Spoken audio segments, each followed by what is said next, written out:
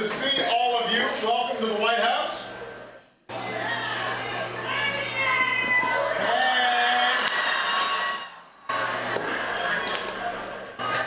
And we know it is Black History Month. When you hear somebody say, "Hey, Michelle, girl, you look so good." He's all right. You look good too, baby. All right. I want to thank everybody who's here this evening, this afternoon. I want to give a special thanks to the members of Congress and the Congressional Black Caucus who are here tonight. Give them a big round of applause. You know, for the past 7 years, and now come on, y'all. I'm gonna go me a second. It's exciting. Except for that little guy, he's hungry. For the past 7 years, and in some cases before that, the people in this room have been incredible supporters of me and Michelle. And we could not be more grateful for everything you've done for us, everything you've done for the country. And so I just want to start off by saying thank you. Yes. Now, we gather to celebrate Black History Month, and from our earliest days, Black history has been American history.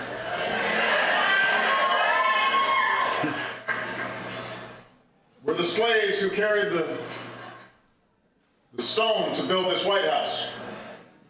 The soldiers who fought for our nation's independence, who fought to hold this union together, who fought for freedom of others around the world. We're the scientists and inventors who helped unleash American innovation. We stand on the shoulders not only of the giants in this room, but also countless nameless heroes who marched for equality and justice for all of us. And down through the decades, African American culture has profoundly shaped American culture and music and art, literature, and sports. I want to give a special acknowledgement to my lovely wife.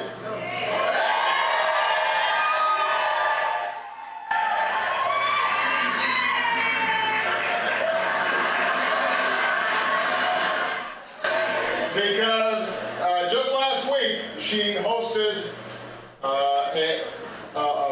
a performance of African American women and girls in dance, and we had luminaries like Debbie Allen and Judith Jameson working with the next generation of outstanding young black dancers.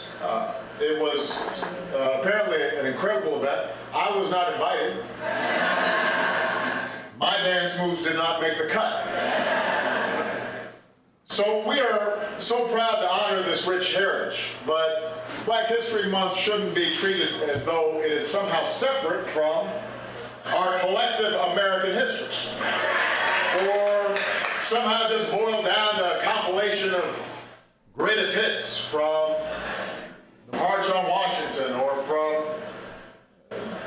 some of our sports heroes. Now, there are well-meaning attempts to do that all around us, from classrooms to corporate ad campaigns, but we know that this should be more than just a commemoration of particular events. It's about the lived, shared experience of all African Americans, high and low.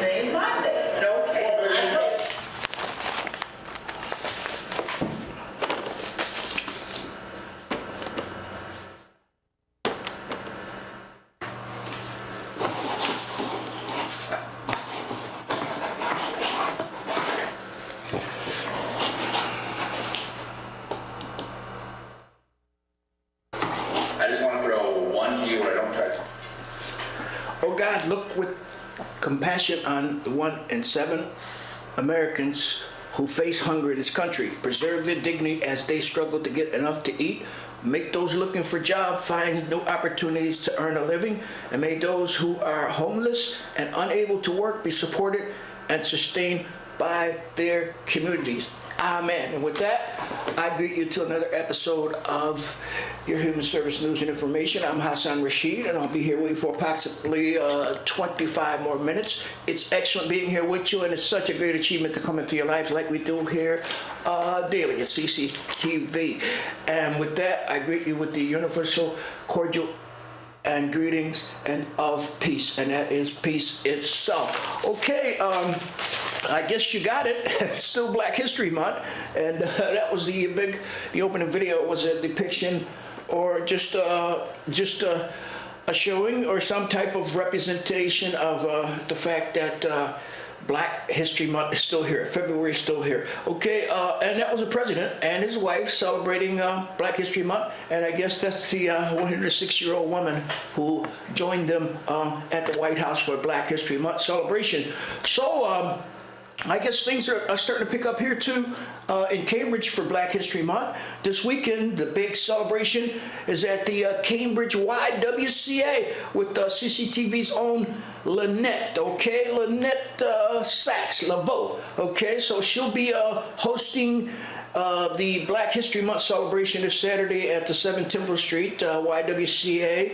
That's the which is sponsored, co-sponsored by the Cambridge African American Heritage Alliance, and that Lynette Laveau will be hosting and presenting all of the featured guests. The featured guests, keynote guests for this event will be Cambridge's Mayor Denise Simmons. So you don't want to miss that. That's the YWCA Cambridge. It's absolutely free, but if you'd like to give a donation, they're going to have a little donation box too.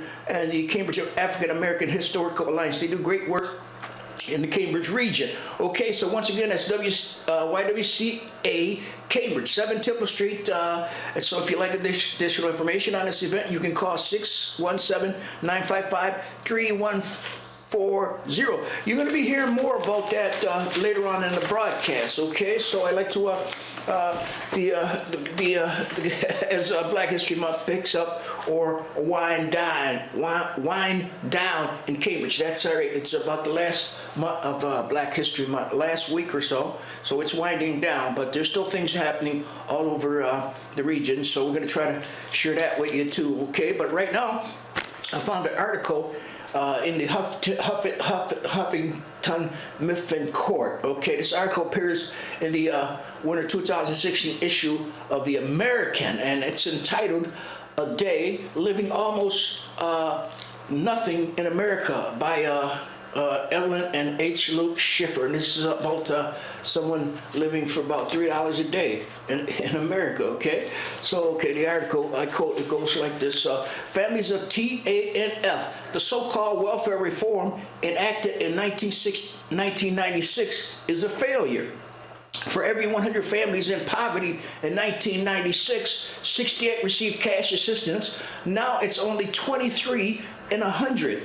Less than 1% of our population, just 3.1 million people receive TANF. Now, cash assistance has all but disappeared nearly everywhere because states have complete discretion over who will get help. Two relatively generous states, California, New York, account for close to half of the nation's welfare rolls.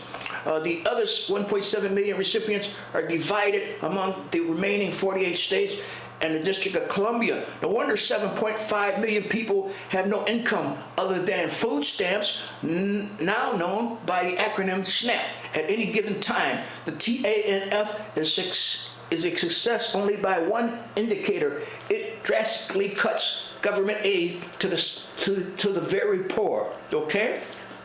Aid to families with dependent children, the old welfare program that Congress reformed in 1996, was a direct federal entitlement program. The money flowed through to needy, eligible recipients. Conservative states governments could not obstruct it, although as now they could set benefits level.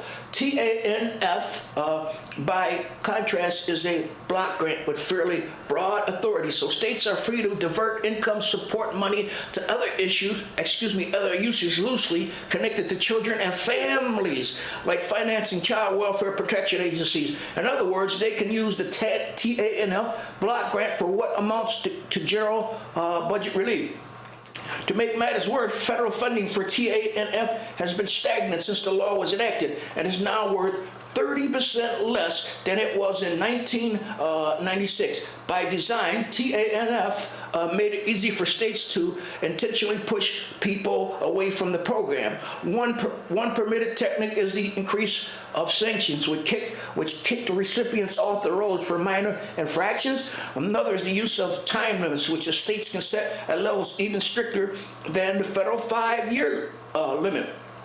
States may simply narrow eligibility for assistance and therefore keep people from ever getting into the program. TANF gives the state every right to do this unless it is caught violating the equal protection provisions of the 14th Amendment of the Constitution. If the workers at the TANF office didn't just declare the would-be applicants ineligible for one reason or another, they could ask privacy violations and obnoxious personal questions that discourages people from even trying to get help, okay? So other than low-income people themselves, few people in Washington or any place else know and understand the meaning of these facts. Too many continues to proclaim that TANF is a roaring success because it's had cut costs and presumably forced people into the low-wage labor market where there are not enough jobs. In reality, we have ripped a huge hole in our national safety net. So I guess the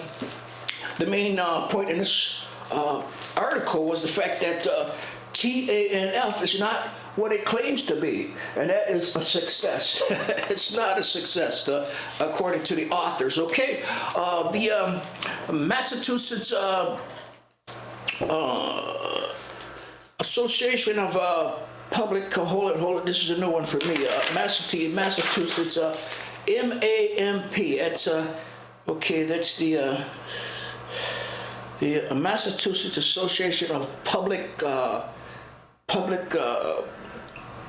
Communities or something. Okay, to that effect. The acronym is entitled MAPC Council, Massachusetts Association of Public Communities or Corporations. Okay, so anyway, the council is putting on their winter council meeting. That's so they want you to join them on March 8th at the Marriott Courtyard in downtown Boston for their winter 2016 council meeting. The meeting is headed by a panel of the newest mayors and managers in the MAPC region, coming together to highlight regional challenges and speak about noble issues in their communities. The panelists will take questions from attendees: City Manager Chelsea Tom Ambrosino, Mayor Revere Brian Arrigo, Mayor of Medford Stephen Mussini Burke, Mayor Weymouth Robert Hudlin, and Mayor of Gloucester Safatia Romeo Pekin. Okay, so that's the well, you don't give too much information except that this event, that's the Massachusetts Association of okay, it's a conglomeration of community corporations. I know that. They have a big meeting downtown. Okay, but that's at the Marriott Courtyard. That's in March 8th, 2016. For those of you who care about such things. That's okay. I got it now. It's the Metropolitan Area Planning Council. So they do a lot of planning for the total region. Okay, Cultural Latina. If you're a Latino American 60, come celebrate and discover new facets of our culture with us through all kinds of social activities, traditions, roots, music, poetry, dance, theater, and more. Meetings, that's Monday, 10:30 to 11:30 a.m. at 806 Massachusetts Avenue, second floor, room 221, Cambridge Citywide Senior Center, 806 Massachusetts Avenue, Cambridge, Mass.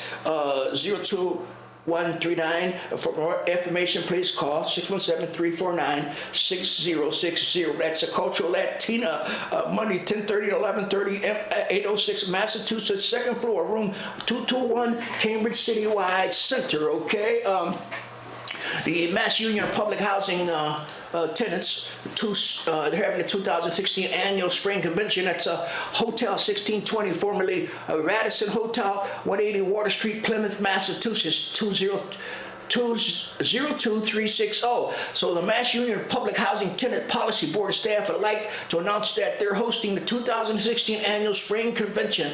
The convention dates are April 29th to May 1st, 2016. The convention will be held at Hotel 1620, formerly the Radisson Hotel, Plymouth Harbor, 180 Water Street, Plymouth, Massachusetts, 20360. So if you'd like additional information on joining the Mass Union of Public Housing Tenants on this occasion, April 29th to May 1st at the formerly Hotel 620, or now the Radisson Hotel, Plymouth, Massachusetts. You can call the Mass Union Public Housing Tenants at 617-825-9750 for information that pertains to registration, etc., etc., etc. Okay, that's the Mass Union Public Housing 2016 annual spring convention. Okay, Black History Month through historic tours and everything. Celebrate Black History Month. Okay, I'm going to try to give you some of the pinpoint some of the things that are happening here in Black History Month. There's about one more week left. That's the Sojourner's Truth Memorial African American Heritage Trail. That's in Florence and Northampton. Then there's the African American Heritage Trail, Martha Vineyard. Okay, African American Heritage Trail, Upper Housatonic Valley. That's the New Bedford Black History Trail, New Bedford downtown. That's in New Bedford. Okay, African American Patriot Tour. That's a Freedom Tour. That's right there in Boston. Okay, so the Black Heritage Trail, Boston and Nantucket. Okay, so if you like additional information, you can tweet at MassGov, okay, massgov.com, okay, celebrate, okay, Greater Boston area. There's, Greater Boston and north of Boston. Okay, walk the footsteps of famous 19th and 20th century civil rights activists along Black Heritage Trail and discover Boston's African American history. The 1.6 mile trail winds through Boston, Beacon Hill, which stops including the African American Meeting House, the old African American church building in the United States, the oldest African American church building in the United States, and one of the nation's most important African American landmarks. The Meeting House is open Monday through Saturday. It's 10 a.m. to 4 p.m. Okay, that's just one of the things that you can find. So, but if you tweet at MassGov, you can get the total rundown of what's happening in the remaining week left here throughout the state of Boston. If you'd like additional information, okay, here's a number you can call. You can call, there's the Roxbury Heritage State Park, 183 Roxbury Street. Okay, there's a big event going on there. That's the Roxbury Black History Trolley Tour. So if you'd like to go up in Roxbury and take a trolley tour, Black History Month trolley tour, you can call 617-427-100 for ticket information. Then there's the African American Meeting House tour. That's at 46 Joy Street, okay?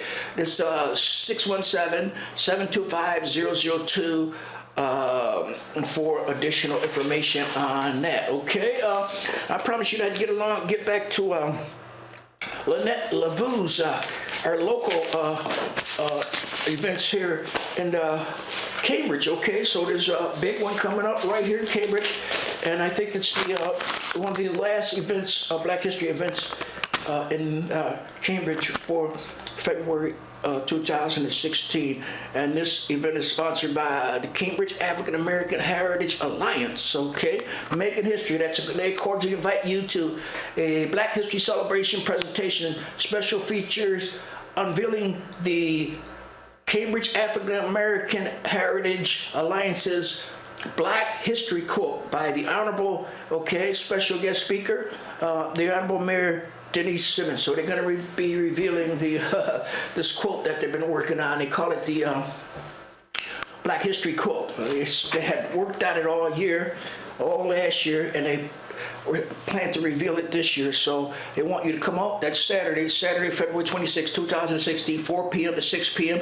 Cambridge YWCA, 7 Temple Street, Cambridge, Mass. Okay, that's if you want to RSVP, you contact Lynette Laveau. That's a CCTV's own Lynette Laveau at 617-955-3140, or Renee Gray, 617-669-6263, or Rochelle Sokoloff, 617-953-1155. Okay, so you can call them and RSV. If not, you just show up at Cambridge YWCA, 7 Temple Street. It's all free. There's going to be music, speakers, and much more. So if you're looking for something to do the last week of Black History Month, this is the event here in Cambridge. That's Black History Celebration presents, they're presenting and revealing the Black History quote. Okay, special guest speaker, the Honorable Mayor Denise Simmons. Okay, so once again, that's 7 Temple Street,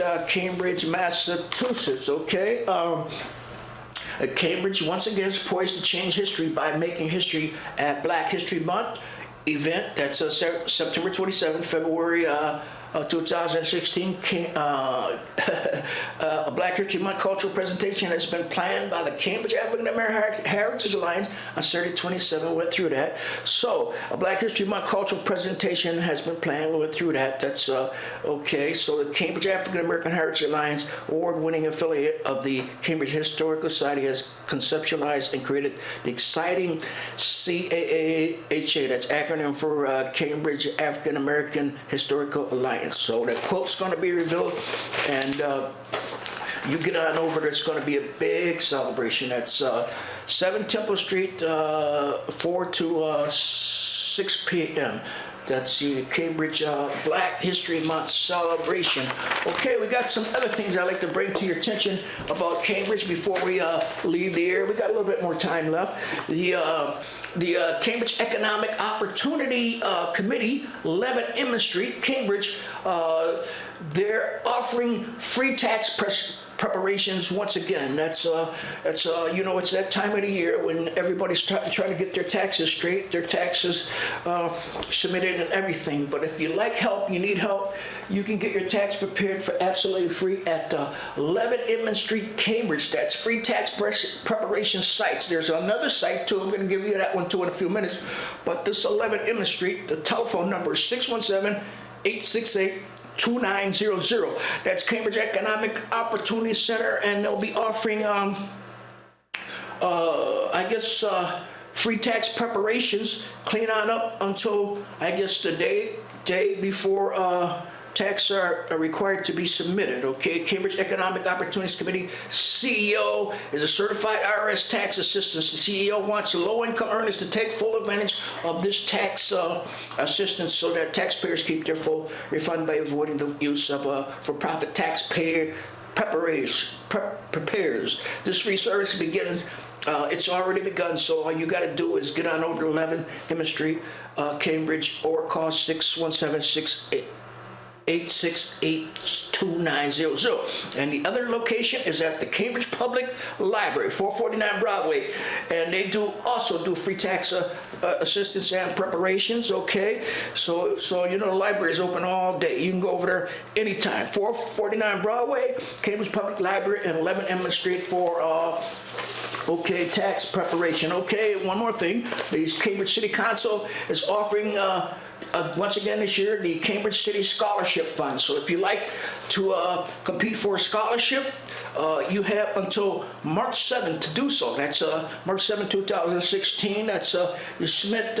You go up the Cambridge City Clerk's office or in the lobby of the City Hall, pick up an application, and you submit it by March 7th. That's the City of Cambridge Finance Department CO Juliet Turner, 795 Massachusetts Ave, Cambridge, Massachusetts, 20. That's a 2016 application form. That's what you ask for. So if you're interested in a scholarship, okay. So time is just about caught up with us. and you know there's not much time left, so we gotta move along and get on out the way for the next person here at CCT. I'm Hassan Rashid, and you know, keep your nose clean, play straight, and don't forget to assist someone in need of your help. So until next time, I leave you with the greetings of peace. Let's try to get back to the President and Black History Month celebration, okay? Famous and obscure, and how those experiences have shaped and challenged and ultimately strengthened America. It's about taking an unvarnished look at the past so we can create a better future. It's a reminder of where